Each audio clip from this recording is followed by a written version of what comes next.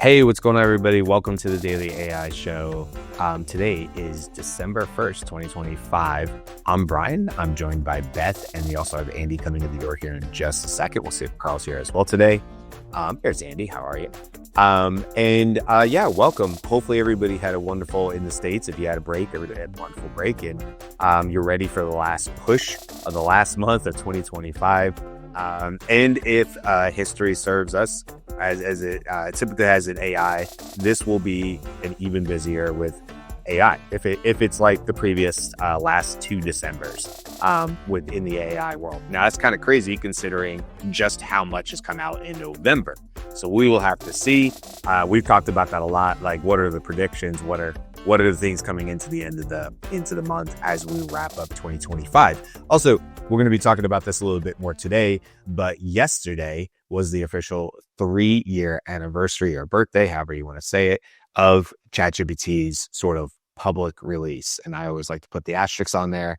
Yes, ChatGPT existed prior to November 30th, 2022. We are referring to the day that it sort of went open to the public, and it's November 30th, 2022 is typically the day where people say, hey, that's when ChatGPT sort of entered the world. And I think it was 3 or 3.5, right, guys? That came out? Yeah. Was it 3? I thought it was 3.5, but it might have been 3.5. Yeah. By the way, DALL-E 2 had come out several days before that. Actually, DALL-E was prior to ChatGPT, so there was like this sort of 1-2 punch back there. We'll get into that more in the rest of the show, but just want to kind of tell you what is going on today.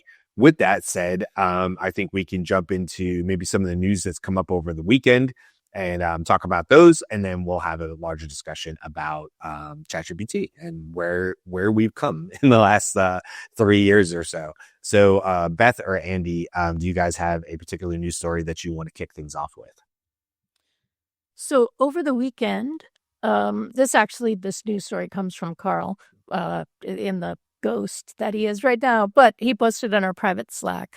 Well, over the weekend, DeepSeek launched 3 different models. I think all reasoning first built for agents. So DeepSeek version 3.2 and DeepSeek version 3.2 Special. I'm saying that's how you would pronounce that word. So they're reasoning first models built for agents. 3.2 is the official successor to the experimental model of the same version that was released earlier. It's live on the app, web, and API. I'm sure you can play with it on OpenRouter if you want. And Special is API only for now, and that is I don't see more information about what that is. What makes it special or special? So I think in terms of what you're saying, Brian, DeepSeek has thrown the first gauntlet, topped that in the December death match, or Which will be the last model standing. Yeah, I know, right? It's like battle bots. They're all in the ring together, or mech wars or something like that. They were not as early last December, right? They were closer to Christmas, if I remember right, when they DeepSeek Arc 1, correct? And now people kind of lost their minds and said that OpenAI was over, and there's a lot of stuff on that. Sorry, I'm a little under the weather today, guys. I apologize. I'll try to go on mute if I start coughing or anything. So that's they thrown them the gauntlet for like we're first in December, which is impressive too, because they're halfway around the world from in China, so they had a leap on the East Coast and most times those in the States as far as what they delivered. And I think clearly they didn't take from Wednesday off, right? So because it's not a holiday over there, so like it was just a day. Exactly. You're on mute, Andy. We can't hear you. All right. You might, because you came in and out, Andy, you might have to go out and come back in to see if you can reset the mic. Hey, that reminds us, we're still dealing with the lovely issues with our stream. Can you hear me now? If we can, yeah. And I was going to say really quick before you jump in, Andy, we have decided to move back to our original streaming platform here in the next few days.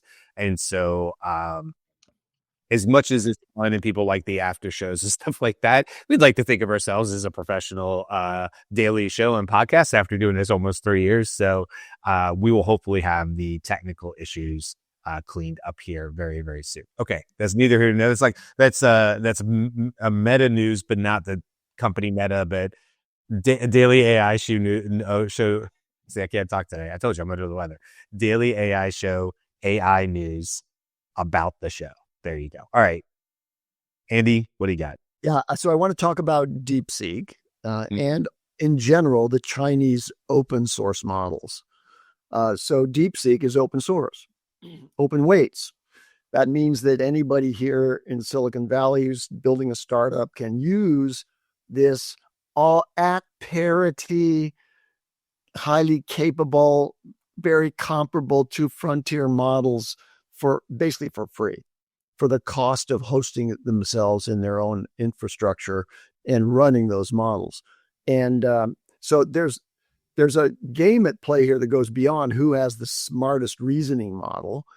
The truth is here now that DeepSeek and also the Alibaba and the Quen models, the Moonshot, Kimi 2, all of these open source models that are coming out of China are really perfectly adequate to all of the application space that you might use these advanced reasoning models for.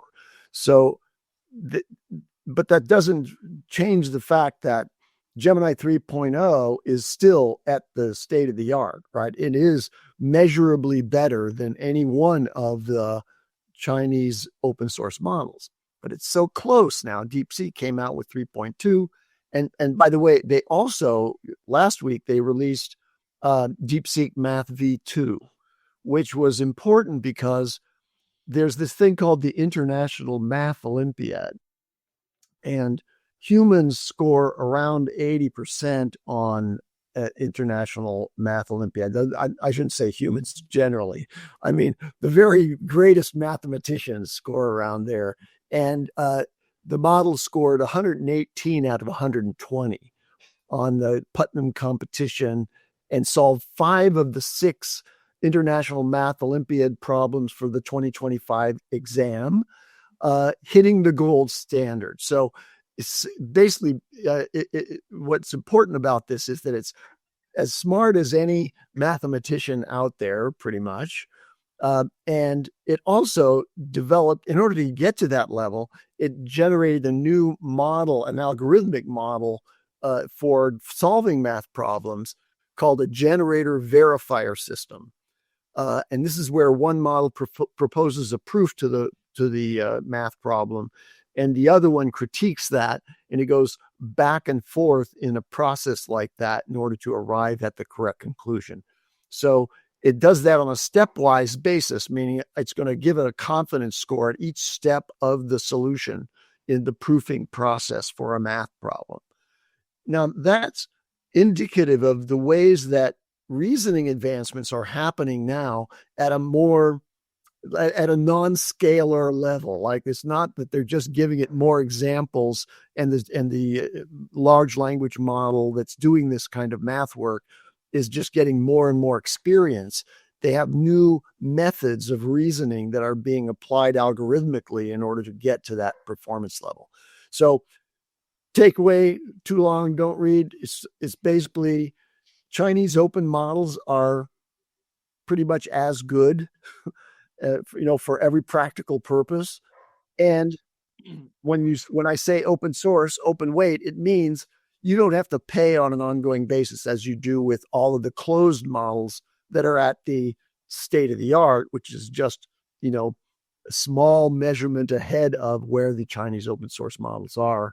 And they are achieving this without access to the very latest and greatest chips that are used in the training runs for the closed source models, because those are subject to an export embargo by our government. You're on mute, Beth. I don't know. I saw you mouth wow. Yeah. She's like, yep, that's what I said. I wanted to bring up a quick story out of Perplexity, introducing AI assistants with memory. So this caught my eye mainly because, Andy, you had been talking about memory in some different ways, novel ways that the companies are approaching it. So I dug into this a little bit, and honestly, I don't see anything that jumps off the page in terms of how they do memory. It looks very similar to how you would have memory in ChatGPT. However, I think they do make a good point towards the bottom, which is saying that one of the power moves of Perplexity is that they you're not stuck in ChatGPT land or Gemini land or Anthropic land for that matter. So when you have memory across all models that you're using inside of Perplexity. So if you're a power Perplexity user, then you might be doing some things where you choose to use Gemini, some for Claude, Sonnet or Opus, and you might do some with 5.1. So it doesn't matter because the memories sit on top of that. Now, when I look at it and I went and searched my own memories, as typical with mine, it's confusing a lot about the stuff that I do for clients. And so it's like Brian May living, well, I'll just pick a city, San Jose, but I don't have a client there. It's San Jose, and he likes such and such. I'm like, well, that was for a client. So my use cases are usually not so great for the memories, and I typically will turn them off because I find it to be worse than better. But it's something, and I didn't see anything novel about it, Andy, when I looked as far as how Perplexity is doing it, but I still see it as a value add to the Perplexity search feature. Because yes, if I was a runner and I often asked about I'm traveling, find me a good running trail, find me a good gym with a cork track, and I was doing that quite a bit using Perplexity, then yeah, of course I see value in if I said, hey, I'm looking for a new set of running shoes and I'm using the shopping feature, and it knows enough to know about my running style and whether I'm long distance, short distance, or otherwise, I could see, certain value in that for sure.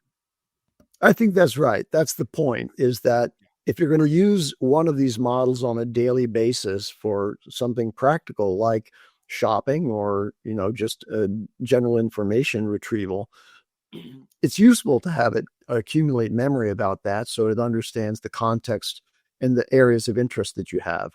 And that makes memory in Perplexity more important than memory inside Claude Opus 4.5 for me, because I don't want it to memorize everything that it's looking at in terms of the coding work that I'm doing with that, right? So Perplexity, I think, is a good example of where memory will be very useful.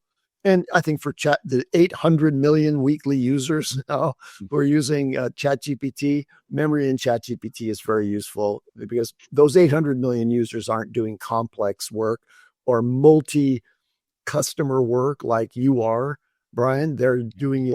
They're basically Carl. Yeah. I mean, Carl has been doing it. Yeah. Like, Carl, you've been saying how much I guess you would still say, right, the how much you like the memory from the pro side, right, of ChatGPT. Yeah. I guess it comes in and remembers stuff. And I haven't had that experience, but I do think it's probably because I'm just not on pro.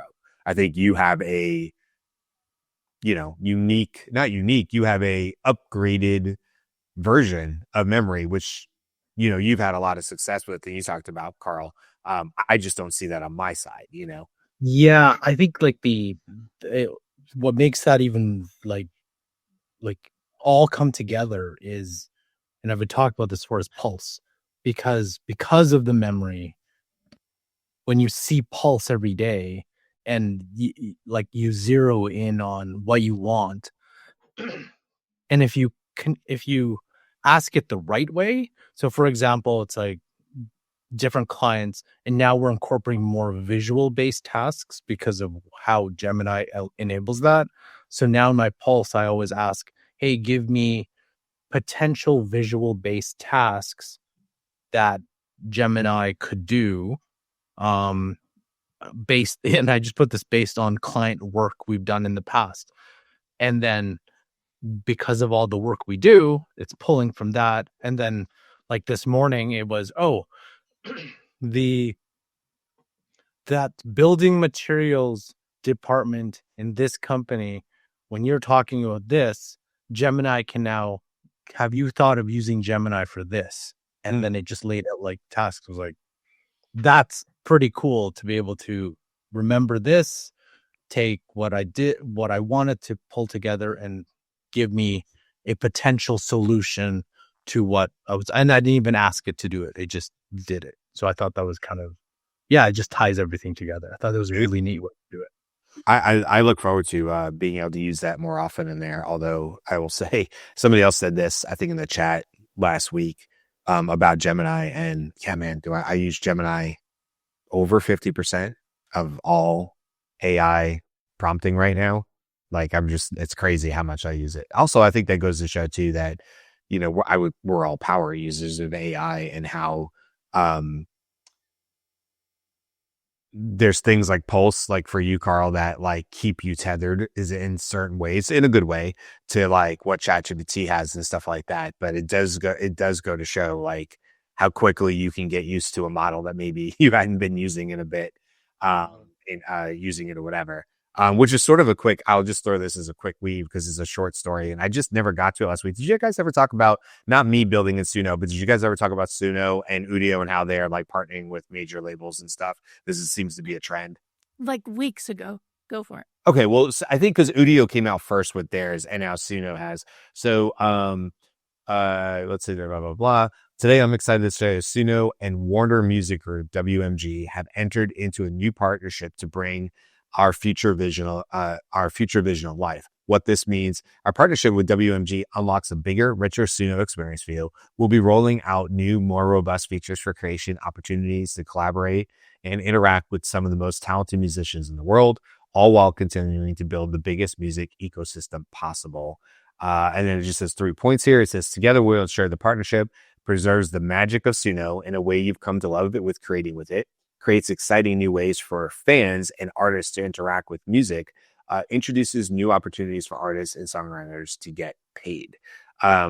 This is all very positive and in the right direction. I don't think really, if I'm being honest, I don't think Suno and Udio have much choice. This day of reckoning was probably coming for a while. But it's a good thing because I do see, we saw the earlier versions of like, hey, use my voice, and, certain artists were definitely more pro AI. But this gives, to me, the opportunity of if you have a band or an artist that you particularly love, or maybe just even a DJ or something like that, and now you have the ability to work with their music, and remix it, do fun things with it, put it in a different style, and that original artist is getting paid. Now, what are they getting paid? Is it fractions of a penny like in Spotify? I'm not really sure, but I do like the idea that they're doing this, and I hope they do partner with more major labels. Udio did something similar. It wasn't WMG. I can't remember who they worked with. But in Udio's case, they actually did say like, hey, you need to come in and download your songs because they may go away. So theirs was a little bit more consequential, where I had to go in there and just make sure I had downloaded versions, and they were all up and up about it, about, hey, you have up until this date to go do this, blah, blah, blah. So look, these AI music makers are changing. I talked last week about, I had some fun with Suno and I was explaining that since then, and I'm not about to share more here, but since then I've been working with Udio a lot. In fact, I joked about it in the newsletter that came out, yesterday. And, I was like, I might have a problem because I've gone down the rabbit hole on Suno, and it's become way too fun for me. And I look forward to spending way more of my time just poking and prodding around in there and having fun, and creating music and stuff. I find it so much fun, and it's so good these days. So anyway, I've said this, I'll say this again. If you're thinking about Suno, a 1-2 shot of Gemini plus Suno is very powerful. Gemini for lyrics, and also writing the persona styles. So you just tell Gemini the style and type of song you want and tell it you want to do it for Suno. And then it will write it out in the format so that's literally a copy and paste back into Suno. So not just the lyrics. What I would suggest is starting with the concept, the style, the persona, having Gemini take care of that so it's easier for you. Because there's a lot of intricacies, right? Like Suno wants things a certain way and certain words mean more and whatever. Let Gemini go do the research on that and then come back with the right way to do it so you don't have to do it. It just gets you going a little bit faster. So anyway, that's going on with Suno and sort of Udio, and I think we'll see more and more of these partnerships with major labels. They're going to kind of have to, in order not to get sued into oblivion, but also, to make it.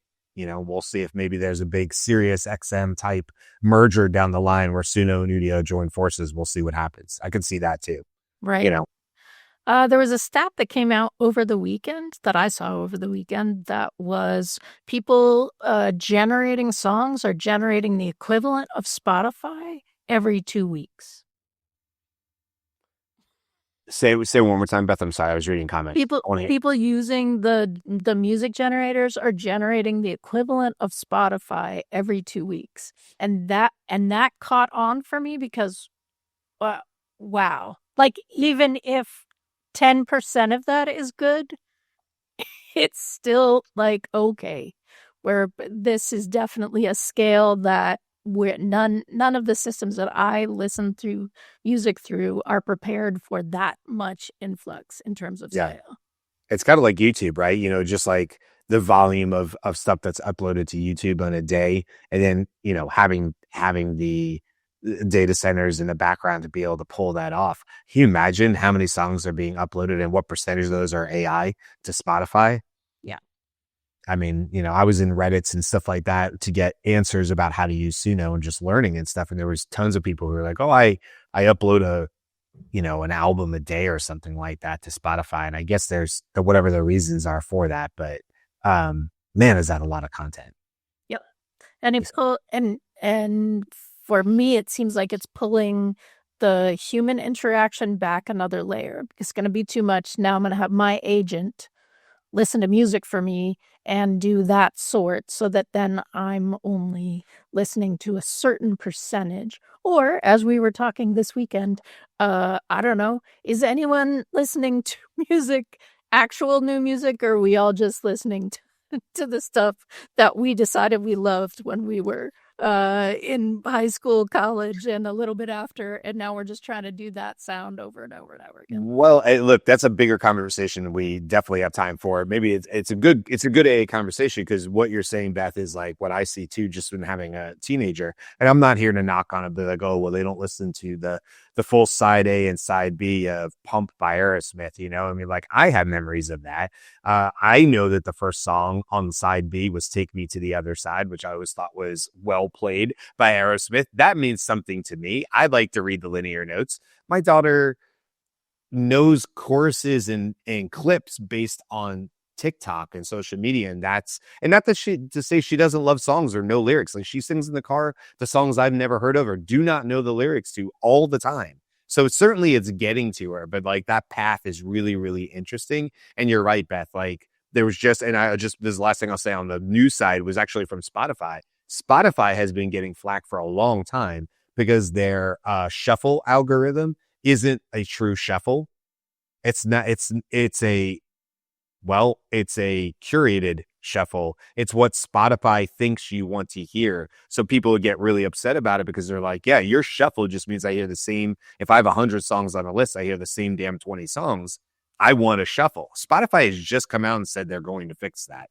We'll see. But it seems like such an easy thing. But it's like, this is where AI gets in its own way. It's, and if you pay enough to Spotify from one of the music catalogs, do you get to influence the algorithm of shuffle? That would be my thought. Is that yes? Shuffle. It's Google results 4 years ago. Oh yeah. Right? Yeah. Like, that's my assumption. This is speculation. I have no inside information on Spotify, so don't come for me.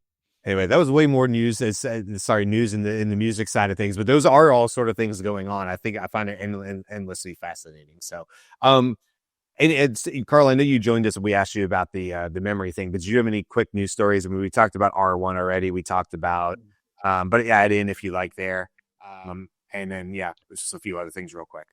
Just one, so Runway, model we haven't talked about in a very long time, a video model, just released their new frontier model. And according to some benchmarks that they put out, it looks significantly higher I don't know how much higher, but it's higher on artificial analysis text to video. So I'm curious to see. And when you look at the demo reel, it looks pretty good on what so on their X post, it excels at understanding executing complex sequence instructions. You can specify the details, camera choreography, intricate scene compositions, precise timing of events, subtle atmospheric changes, all in a single prompt, which is quite amazing, especially if it doesn't have sound, I don't think. But it says here that it's unprecedented level of physical accuracy and visual precision. Objects move with realistic weight and momentum. Surfaces behave the way they should in real world. Laws of physics can be both observed and ignored depending on your vision. Blah, blah, blah, blah, blah, blah, blah. Anyway, so interesting here, developed entirely on Nvidia's GPUs across initial R&D, pre-training, post-training, and inference. So heavily, we collaborated extensively with Nvidia to push the boundaries of what's possible. So it's interesting because what they're saying is I don't know when it will come out because I don't think I've renewed my Runway license. So it'd be interesting to see what this looks like and if there's free tests for it. So, and I feel like we'll hear from some of the major players we haven't heard in the video space in a while, right? Like Pika, we haven't heard for a bit. I do know I've been using Kling 2.5 for demos, and its instruction following is so much better than Gemini's instruction following. I can actually get it to do very, very unique things from camera angles, dollies, cranes in combination versus Gemini, which is still a little off. So very interested to see how Runway goes about it. And I know a couple of we have a partner out in Comox on the island who does a lot of AI video work, and I think they would be very, very excited about this because they combine real, like, how they edit plus AI, and they bring some things like the combination of the two is outstanding. So that's what I could say. But yeah, that would be the only use that I can think of today. Yeah, it was interesting for me because it seemed like the announcement said Runway just came out with the model and it's better than Google and OpenAI's video models. And Google's video model is much better than OpenAI's video model in some ways. And I'm not sure that anyone would say that those are the top ones in all of video. Like, it didn't mention Seedance or I'm not going to come up with all those combinations right now, but it seemed like those models, that it was just picking those two, and that seemed like a weird off note for me. So double A Ron 11 was asking Midjourney or Runway want to make commercials for work. I would say you obviously Runway, I think, just announced today. I would definitely look at Kling first. Kling Turbo 2.1. VO 3.1 is pretty good as well. It's just from an instruction following side, I find Kling really, really good. You may want to obviously you want to wait if Midjourney is announcing. I think in the comment thread, Midjourney may be announcing something this week. I'm not sure. You may want to wait again for Runway the next couple of days, see if you can get like the access, pay a couple to see the credits if you're actually creating commercials. And there's a huge difference in price, right? Kling 2.5 is significantly less than VO. Yes, but what I would do is actually go get a subscription to Higgsfield because they have all of them there. Yes, and try it. Just like, do this. Sorry. The other thing about Higgsfield is that you can buy one of the lower subscriptions and then pay for credits in a month that you need to use more. It's way more expensive to do the credits, but for my use anyway, unless you're using this stuff as like a video generator person, you're likely having like a high month and a low month, and it'll come out sort of even. Is my and I think like Higgsfield is good to test it out. And if you like, I dial in, let's say I like WAN type videos or Seedance type videos, then go with Seedance going forward, but keep the Higgsfield subscription, because when things change, they usually come out with the stuff very quickly. And they add it into so you can test. And the way, like, I like how Higgsfield sets it up, because you can test so fast. You're like, this prompt, like 5 different video models, you can just like switch, and then you can see the generation. You're like, oh, okay, that was pretty good, whatever that is. So yeah, definitely worth as a testing ground, and then whatever your workflow is, go from there. Nice. So Brian has gone. Does anyone have more news stories? Yes. Let's talk about ads coming to ChatGPT, coming soon. So this is in this progression in the consumer public primarily, which is where you're going to monetize these things. In the consumer public, there's a lot of people who are in dialogue with ChatGPT on a daily basis. And they're talking to AI. And that's going to become the first thing that people do out of habit before they navigate to a website to look at anything, if they're buying something or they're trying to consider a service offering, whatever.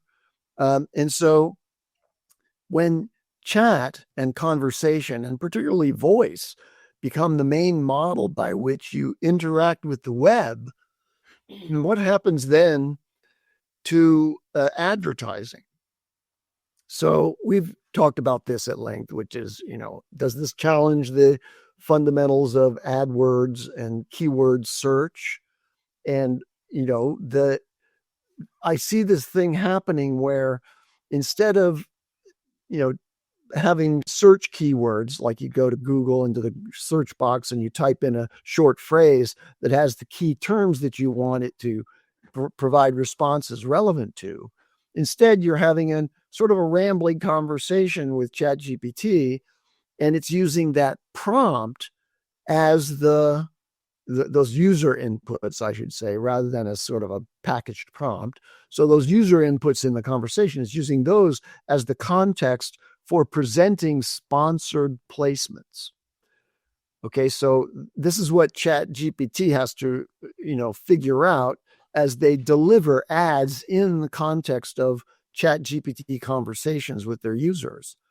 But they're doing that, right? And so the main performance channel for advertisers will be, how do I get my ad to be a part of this conversation and do it in a way that maintains some level of neutrality on behalf of the assistant who's making these responses, and presenting somehow a relevant sponsored ad that is part of the conversation now.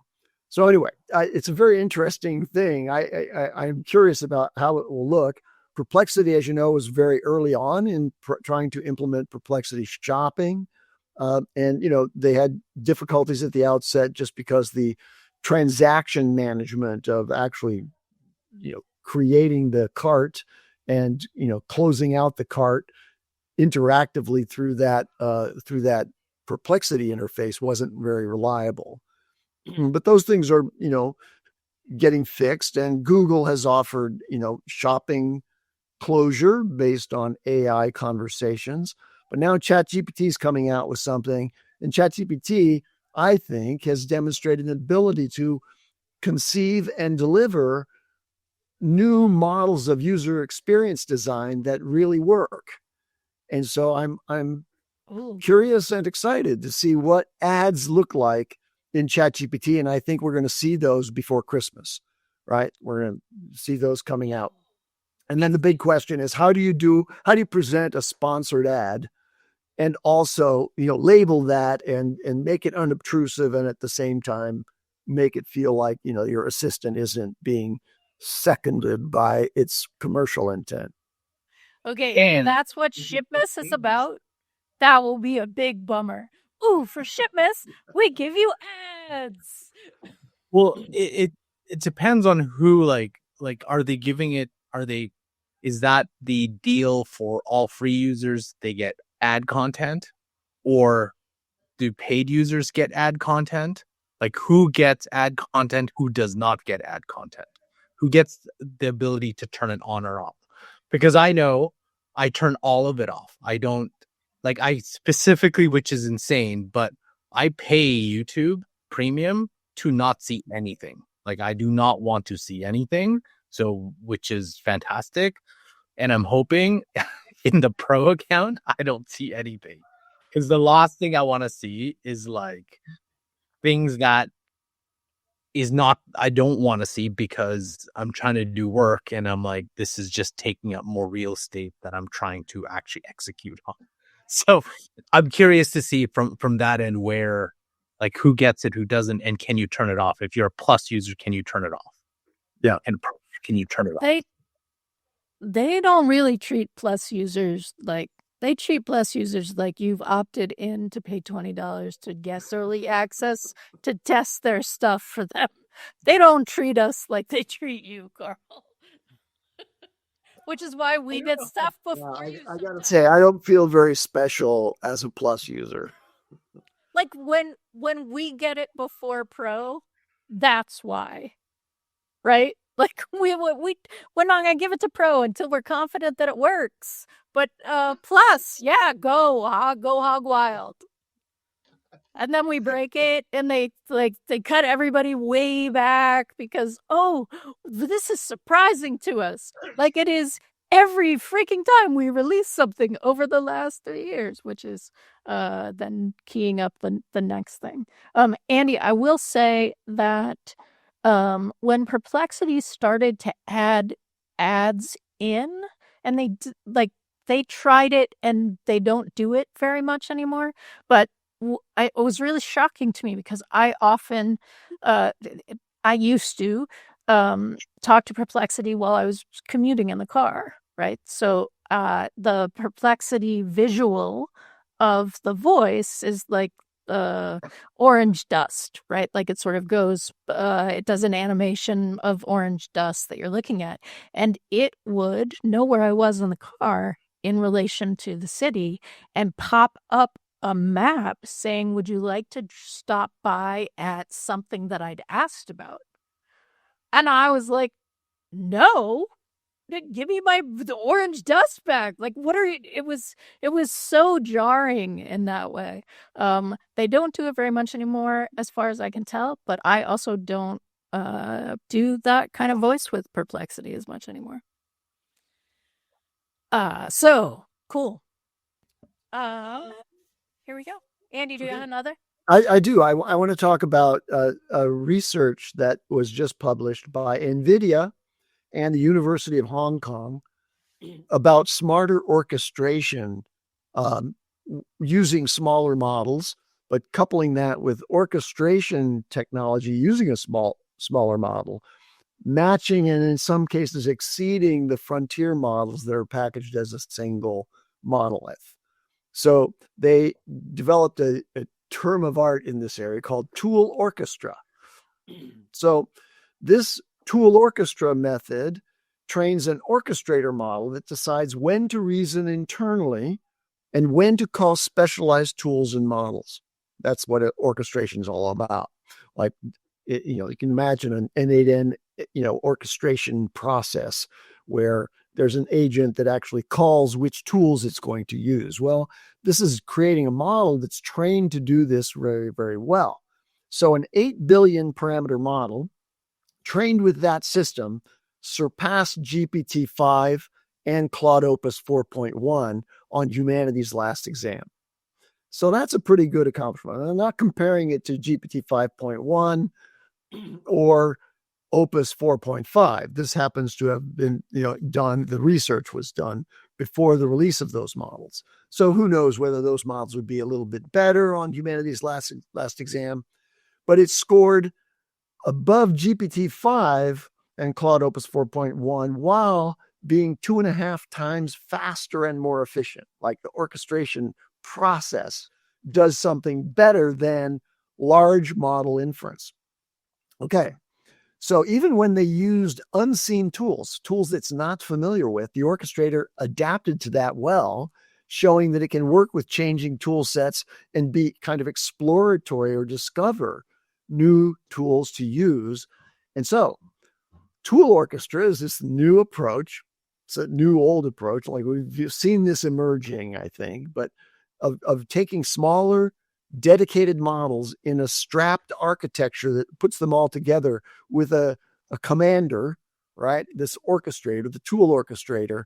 And when you do that, you get faster, more efficient, and smarter results than you do with even the then most advanced frontier models. Very cool. Oh, so Andy, one thing that I was thinking about on this is when you talk about orchestrator, I was thinking about a couple times now we've used for and we prototyped using Claude code in a non-coding way to do like a workflow or a process, right? And we've been using swarms, but the one thing that has improved the swarm is having an orchestrator on top of it. So when I used to try to do it, like just have the swarms run, do it, okay, it's fine. Like it's actually more than fine. It's exciting. It's amazing. But then when I'm like, hey, can I have, it usually asks me, do you want like an agent running this thing? And I usually say no, because I'm kind of like, I want to control the agents because I don't know what the orchestrator is going to do. So let me do it.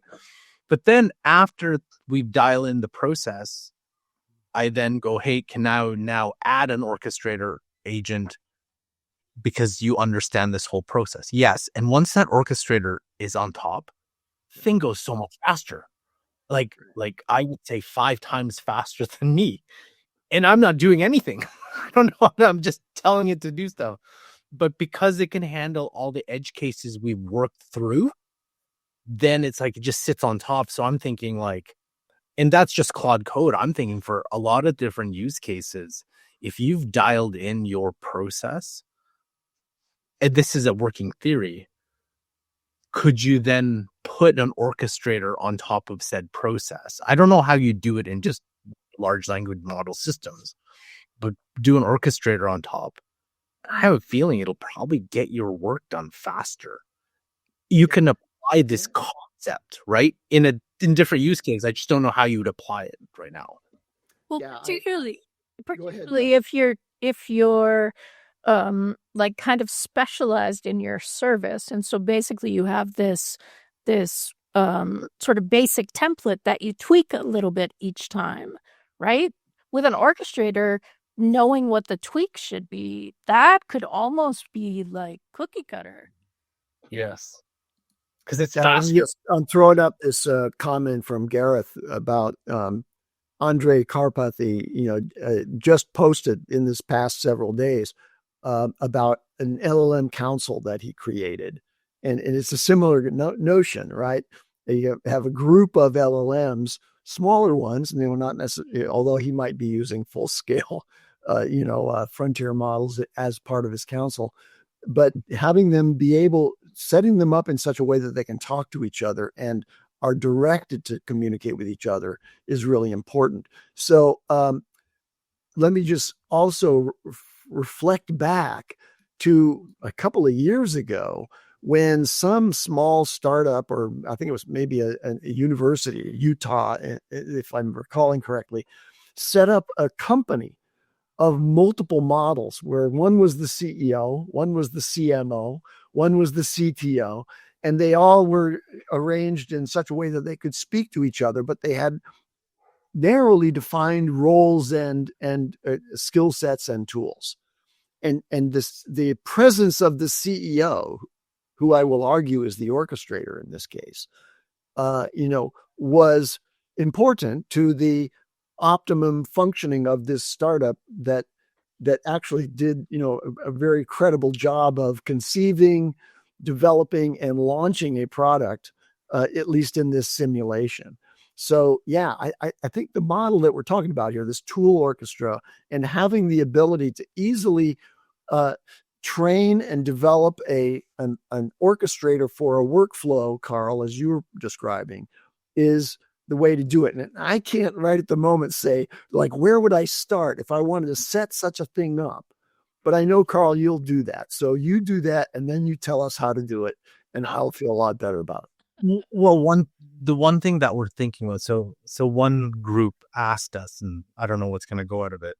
So in the past, we've been asked, okay, here's a set of thousands of images. Can you apply metadata to it? And all the knowledge I have about AI visual tools, it's like, yeah, you can. And there's some things that can do it kind of well. But now my confidence with Gemini 3 is much higher. So it's like, oh, well, we could kind of set up the same thing where I'd do it in Claude Code, but I'd have Claude use the Gemini API. So essentially swarm it and then apply it. But then I put an orchestrator on top of it.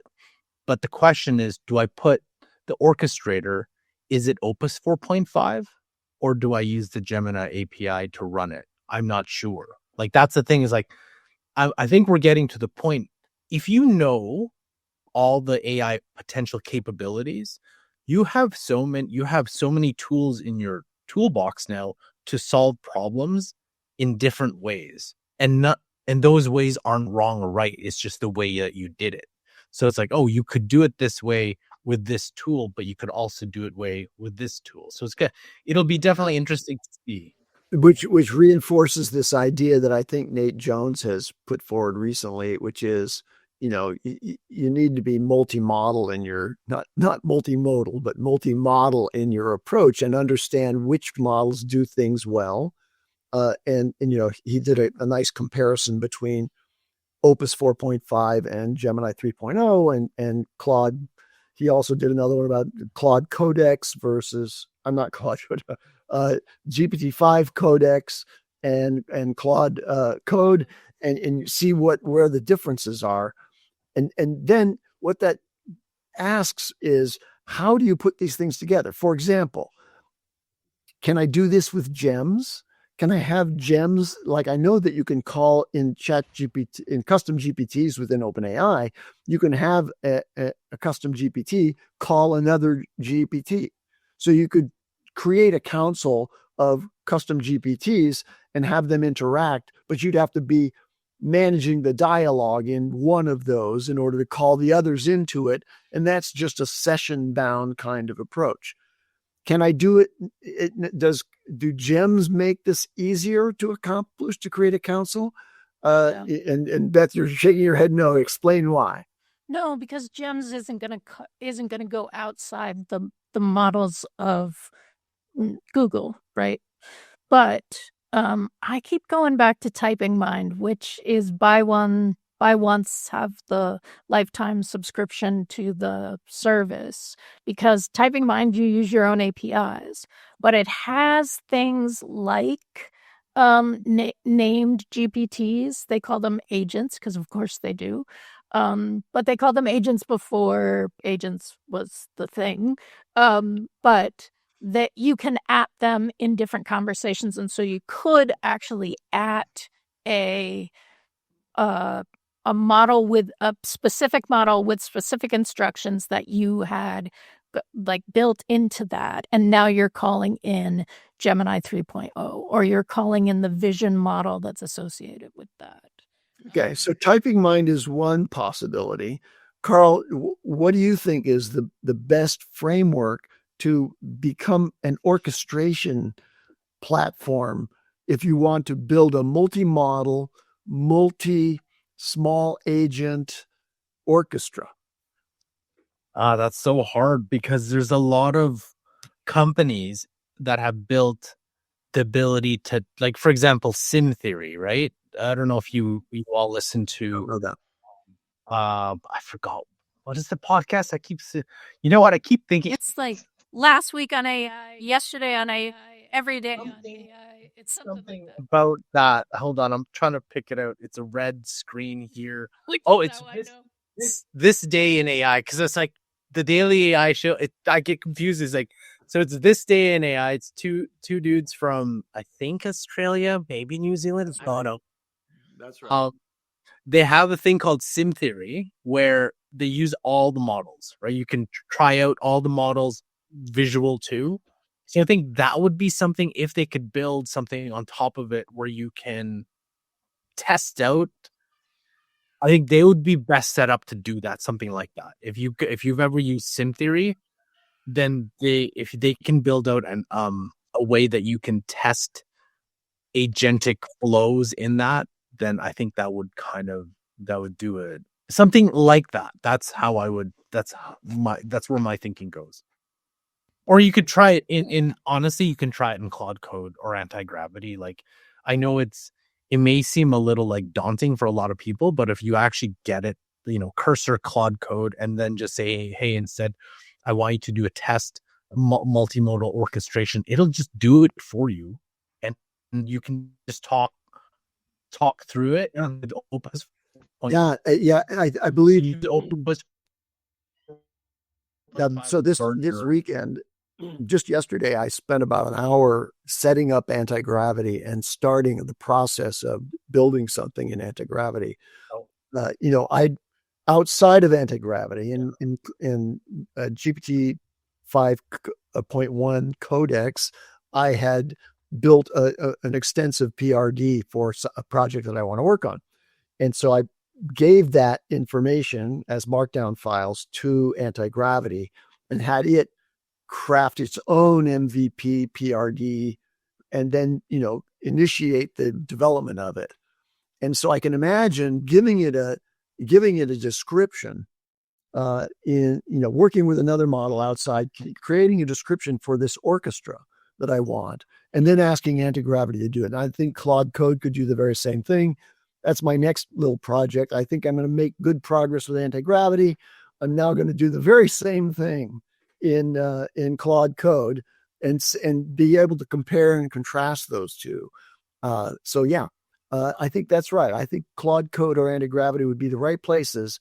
Those are real development platforms, and you would want to develop your own interactive model application that is the orchestra. And the LLM Council, which was on my list today too. I hope we talk about it later in the week because it seems very, very cool.